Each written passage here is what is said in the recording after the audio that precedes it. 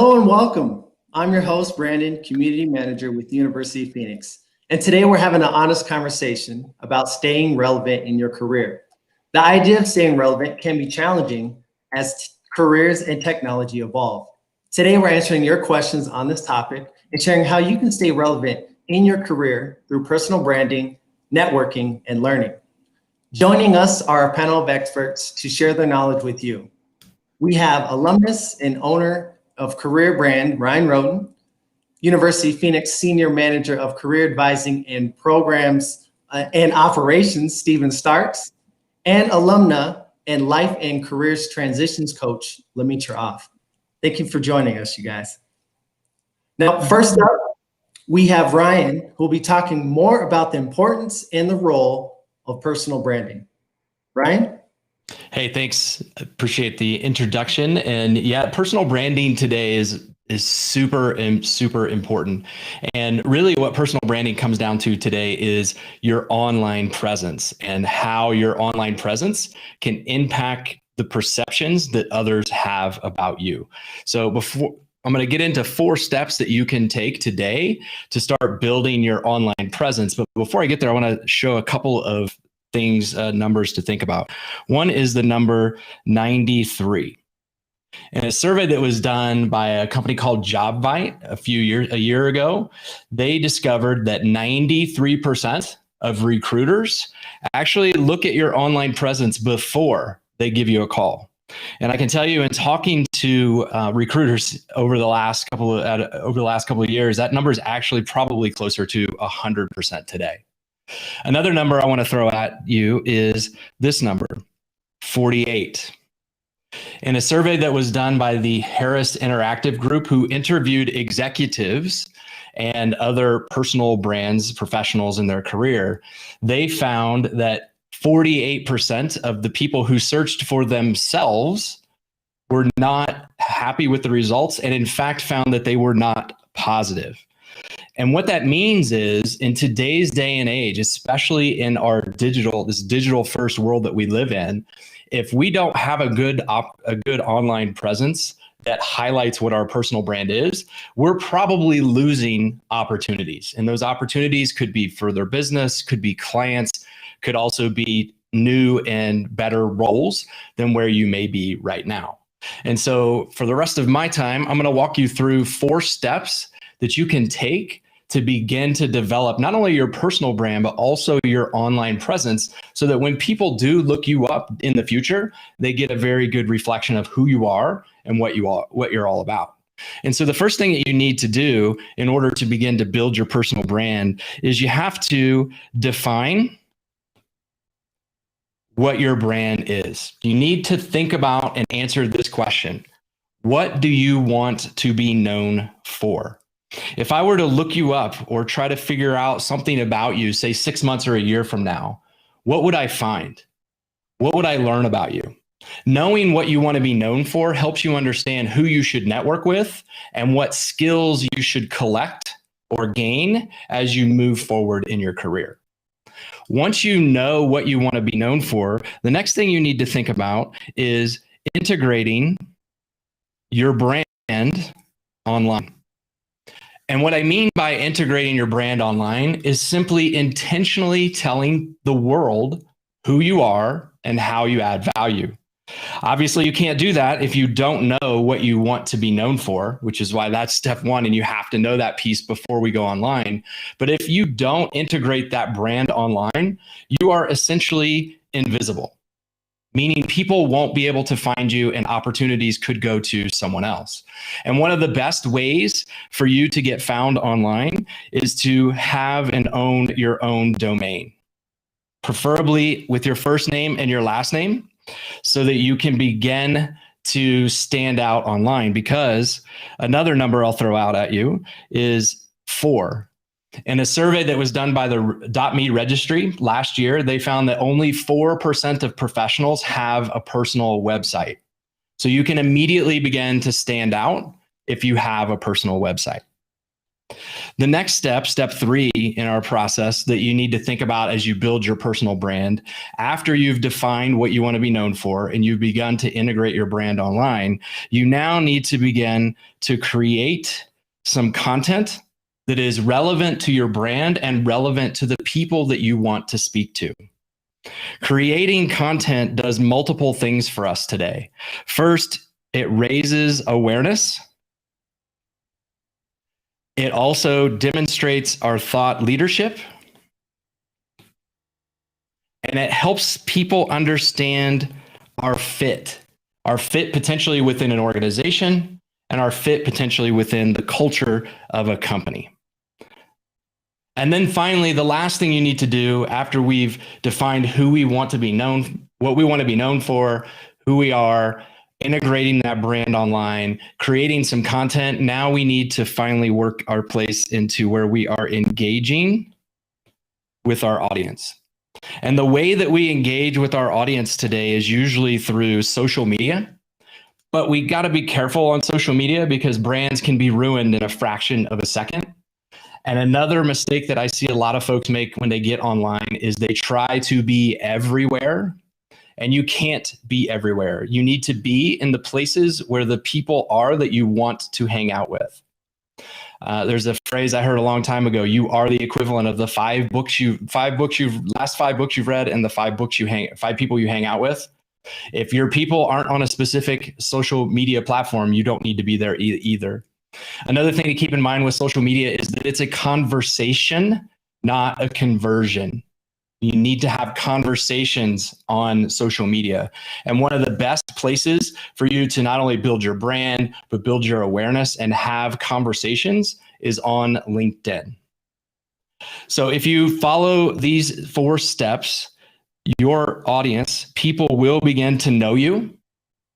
They'll begin to like you. And at some point, they will begin to trust you. And when that happens, you will start to see opportunities come your way. And with that, I'll hand it back to you, Brandon. So the brand we create is really up to us. So thank you, Ryan, for your insights. Next, we have Stephen, who'll share more about networking and why you should be doing it. Stephen? Yeah, thanks. That was outstanding. I wish I can borrow that magic pen so I can take some notes too. That's pretty awesome. So yeah, let's talk about networking, why it's so important to staying relevant in your career. The first thing is, what does it even mean to be relevant in your career? So I want to talk about this for a second. I think one element is it's your ability to continuously add value. And this is something that you heard Ryan talk about, but adding value to your employer, to your team, to your customers. And then the second element is it's your ability to be able to, I think, grow in your career. And that means responding to change and opportunity. And I think we can all see with this pandemic that, change can happen suddenly, unexpectedly, and it can be pretty disruptive.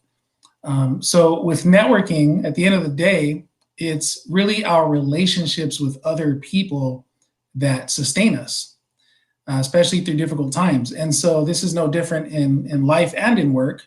And networking becomes the key then to really getting ahead in our career, to being able to be more effective in what we do.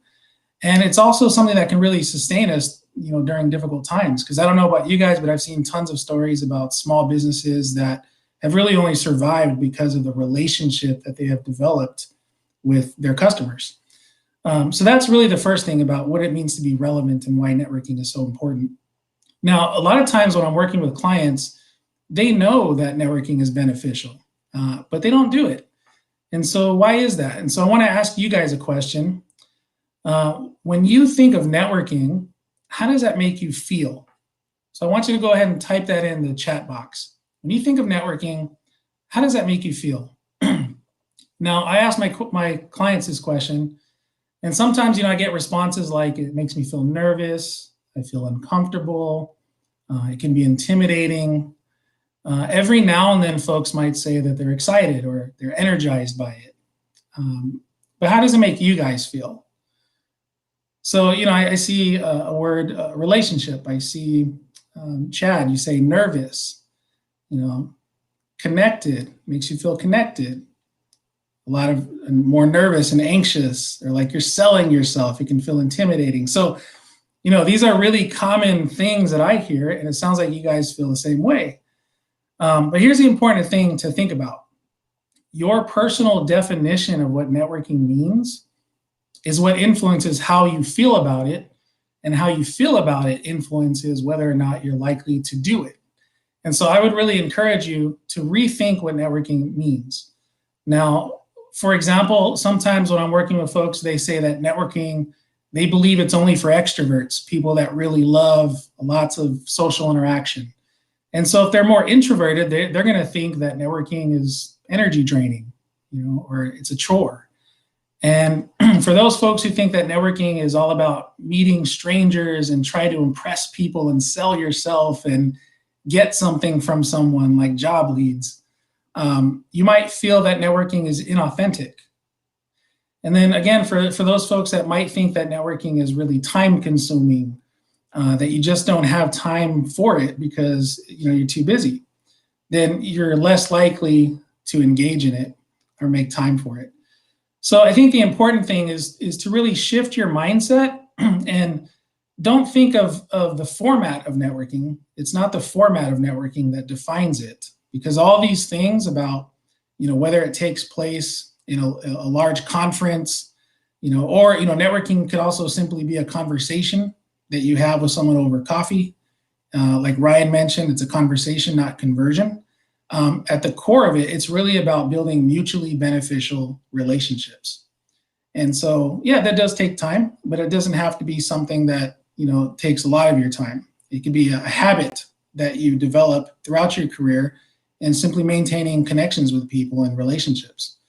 The other important thing to think about this too is that I think on social media, especially with LinkedIn, we can make time for it in really simple ways.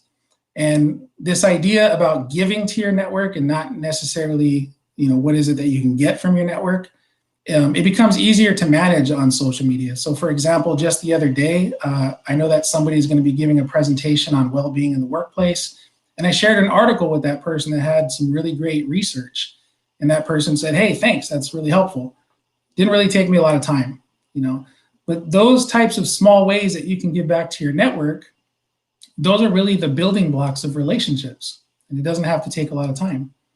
And you can do networking on your own terms, whether you want to attend large conferences, virtually or in person, or if you prefer to have, small gatherings or maybe individual conversations. It can look like any way that you want to do it. So that's the first thing, is rethink what networking is. The second thing I want to talk about is really the benefits of networking. And there's many benefits, but there's two really important ones I want to call out. So the first one is that networking is an opportunity to create advocates. And creating advocates in your career is absolutely critical to getting ahead in your career.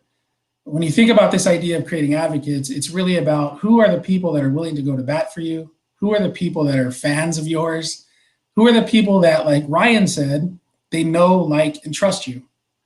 If you are not networking, you're not giving yourself the opportunity to develop these advocates. And when someone recommends you to an opportunity, if somebody, says, hey, so-and-so does great work, they're not going to do that unless they know, like, and trust you, because they're putting their reputation on the line when they do that. So I think that is really important to remember, is that you need to give yourself the opportunity to get to know other people, for them to get to know you, and create those advocates in your career. The second thing I want to talk about, and this is something Lemitra will discuss, networking is a great opportunity to learn from other people and to tap into resources. For people that recognize the importance of networking, they're going to be more resourceful if they're building their networks. Because if I have a project that I'm working on, or if I have a challenge that I'm faced with in my career, I know I can tap into my network, and somebody probably has an idea, they probably have a resource, or they have information that they can share with me that will make me more effective. So networking becomes an opportunity for you to be more effective in your work and for you to be more resourceful.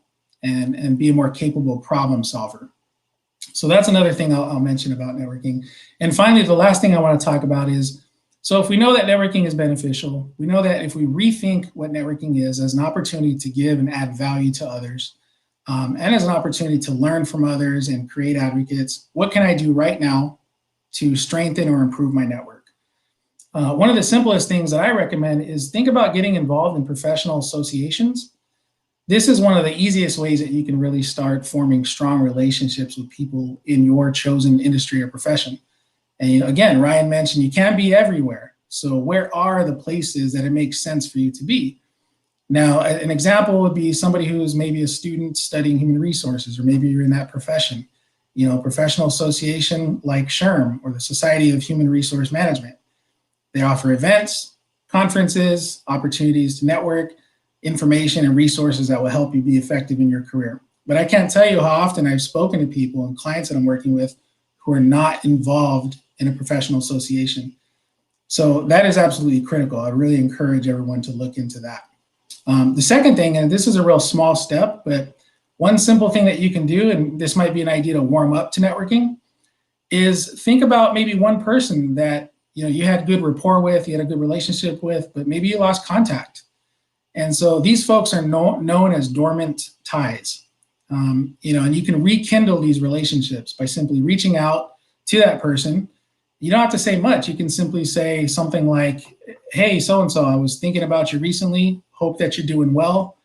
Let's catch up, and that could be one small way and one small action that you can take now to start rekindling those old relationships. And the thing about dormant ties is you don't know what they're up to now if you haven't kept in touch. Maybe they're doing new and interesting things. They're working in maybe an area that you'd like to learn more about. Maybe they know other people they can possibly connect you with. So that would be a less intimidating way to get started. So hopefully, with these tips, you've taken some sort of value from this conversation. You have some ideas about what networking is and how you can get started today to really start improving and strengthening your network. And with that, I'll leave it back to Brandon. Thanks, Stephen. Expect to get an email from me after this so we can go have coffee. I want to expand my network too. Now, rounding off the discussion is Lemitra, who will share more about upskilling and the role it plays within your career. Lemitra? Thank you, Brandon, and thank you, University of Phoenix, for this platform, Career Services for Life. It's wonderful. Hopefully everyone takes advantage of this. So I will start my 5 minutes off with an illustration. And you guys tell me in the chat after I finish this illustration and a performance, if you have experienced this or if you know someone else who's experienced this illustration. Oh, I just been through a meeting and they told me that I need to use LinkedIn. I don't even know what LinkedIn is. I'm 52 years old. I'm about to be laid off. My employment contract ends in months and they want me to use LinkedIn. I do not want to learn anything new. I do not want to learn anything new. This person in this story, her name is Cindy. All names have been changed to protect the innocent. Cindy, she did not want to learn anything new. She did not want to learn anything new. What do you think about that, first and foremost? Secondly, according to research,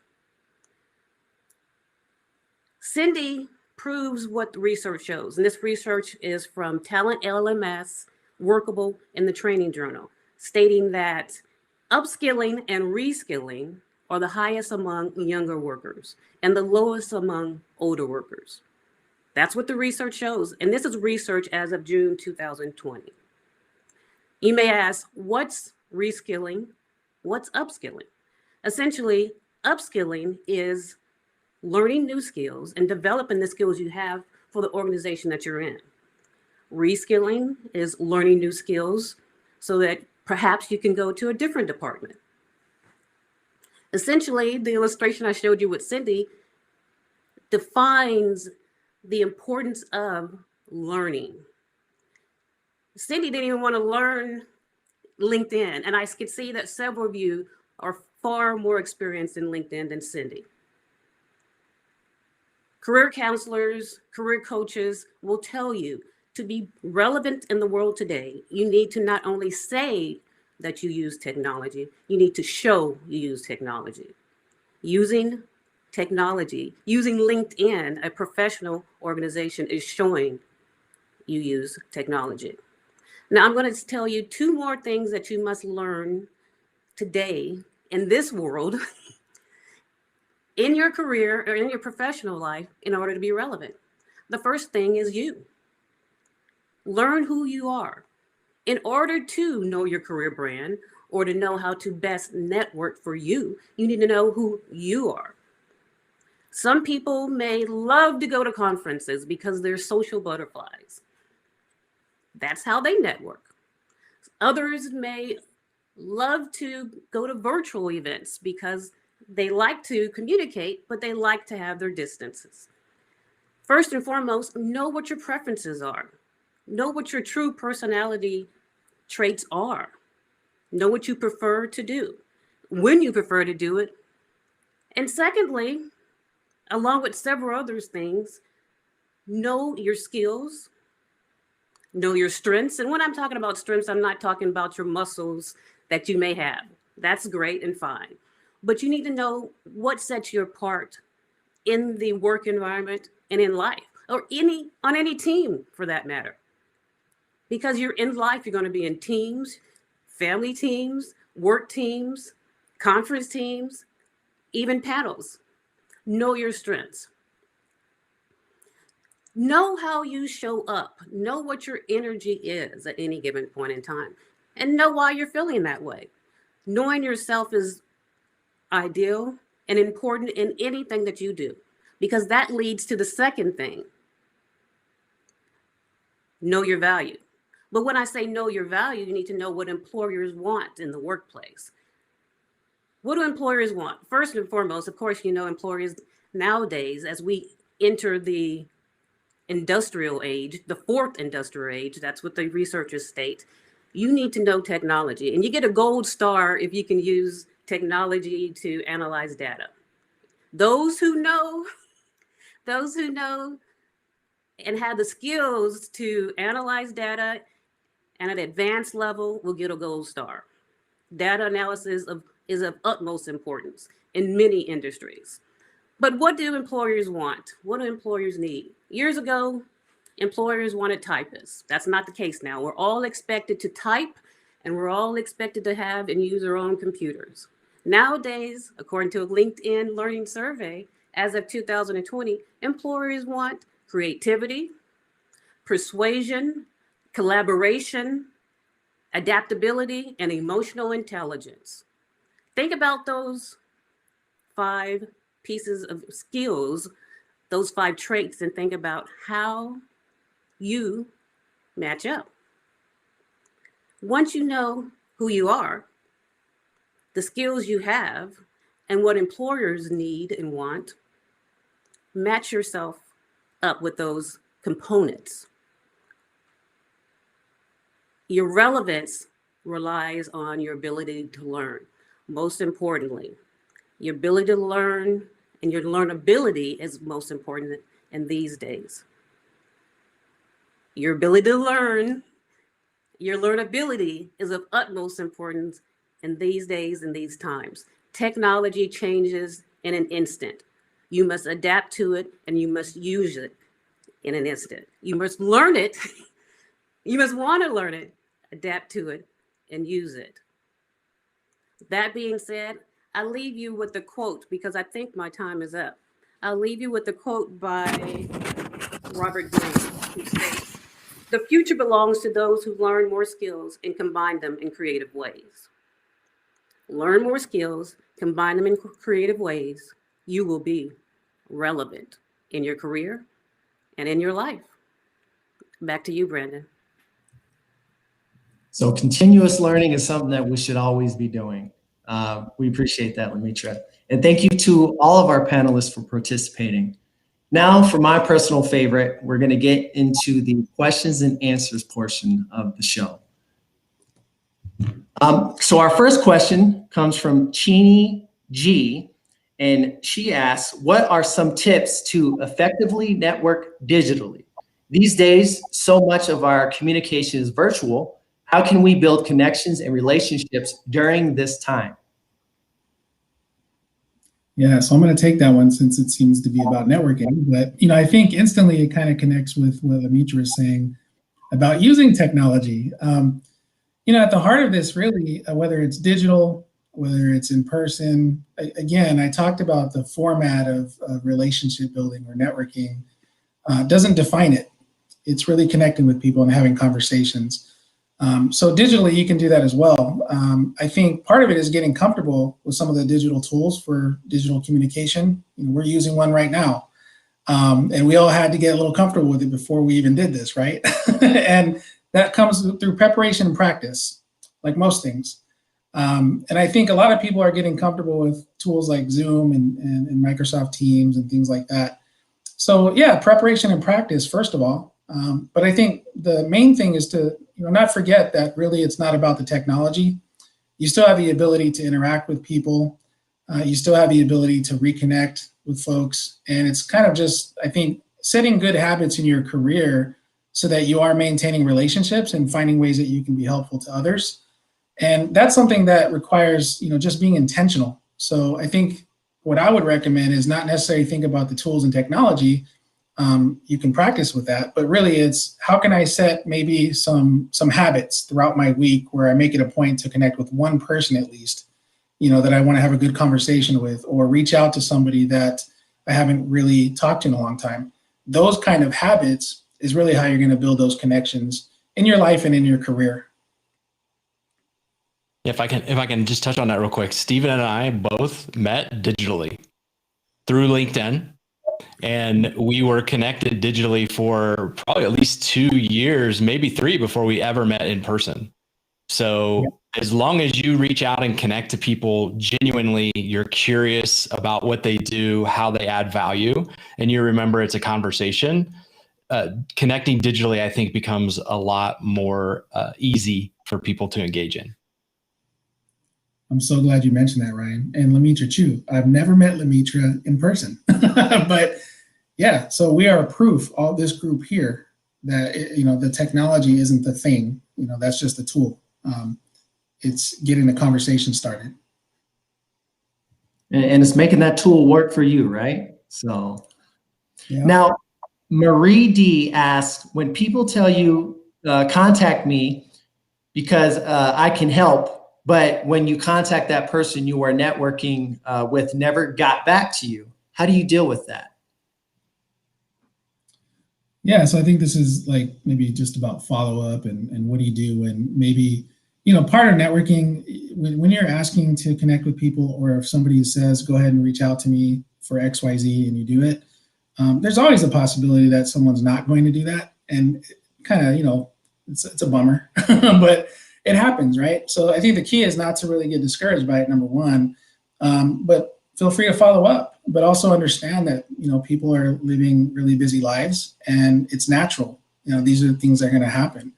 The other thing is once you follow up and, you still don't get a response, I would say there's plenty of other people that you can network with and, maintain relationships with. And so the more broad and dynamic and diverse your network is, you're not going to be so caught up on the one person that didn't get back with you.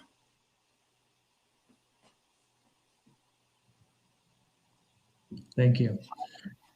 Ashley H asks, I have a hard time talking about myself. Any tips to get more comfortable, especially when it relates to my personal brand? One word: practice. Right. Also, I think the more comfortable you become with your brand, the easier it is for you to talk about it.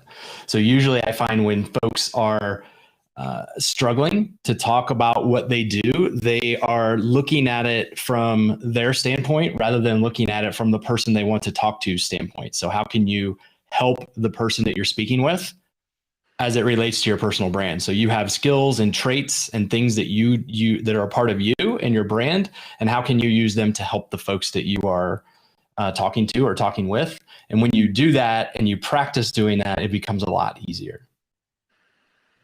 Yeah, practice, practice, practice. I mean, that we don't want to necessarily say it makes perfect, but it makes it easier, right? Tori S. asks, how do I rekindle old professional relationships in an authentic way? Yeah, so I think part of this in general is always just being your genuine self and leading with curiosity, or like some authentic reason for why you're even reaching out. I think I read this book and I'm trying to remember the title of it. And so the author is David Burkus, and I think it was Friend of a Friend. And I got this advice in the book that I thought was really great. He says, it doesn't have to be complicated. You can use a 3-sentence email, and you can simply say the first sentence, hi, just want to let you know I was thinking about you. Second sentence, I hope you're doing well. Third sentence, let's catch up. And I mentioned that when I was talking. It doesn't have to be complicated. And then, if you guys are able to connect, just have a natural conversation and truly catch up. I talked about leading with curiosity. What's going on in that person's life? Ask them about that. How are they doing? And in the course of that natural conversation, you're going to also be able to provide updates on your life, what you're going through, including, if you want to have a career conversation. I think don't overcomplicate it. Just reach out, let someone know you're thinking about them, because that's true if they're on your mind and you want to reach out, and then give yourself permission to do it. It's about having that natural conversation, right? Not always about what you want or what they want, but just having a back and forth. How are you guys doing? So Selena A asks, how do I know what continued learning will, let me restart. How do I know what continued learning will be more relevant for me? I'll take this one, Brandon. First and foremost, it depends on you. What are you interested in? That will propel you to learn more about that topic. Ideally, you know something about technology because you're on this platform. So that's a good start. But knowing more about a technology is great. However, I will also state that it is my belief that there's something that you may learn, but if you're not interested in it, you may get a little bit better in it incrementally.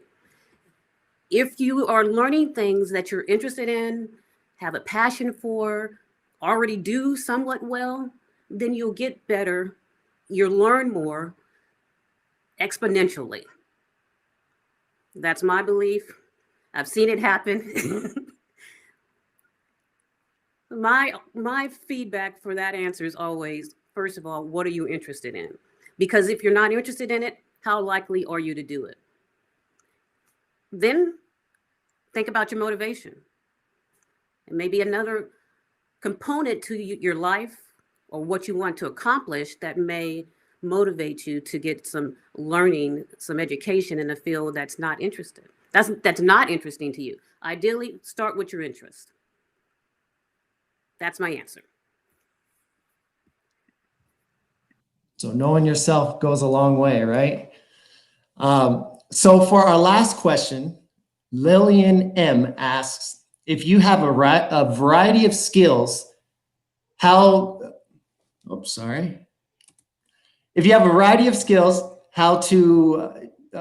do you brand that? For example, I am both a PMP and Lean Six Sigma with experience in healthcare, but I'm very interested in healthcare operations and more just project management. How do I brand myself? If it's okay, I'll take that one. Because Lillian, I was also a PMP and I was a Six Sigma black belt. So what you need to do is, those are your skills and those are things that you're good at.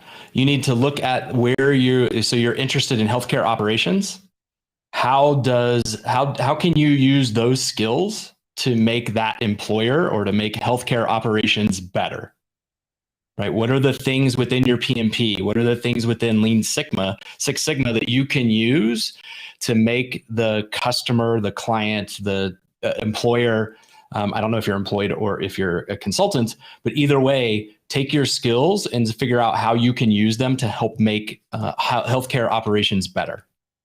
And then once you know the answer to that, you can begin, because basically what you've answered is that's what you want to be known for, as the person who can make healthcare operations better.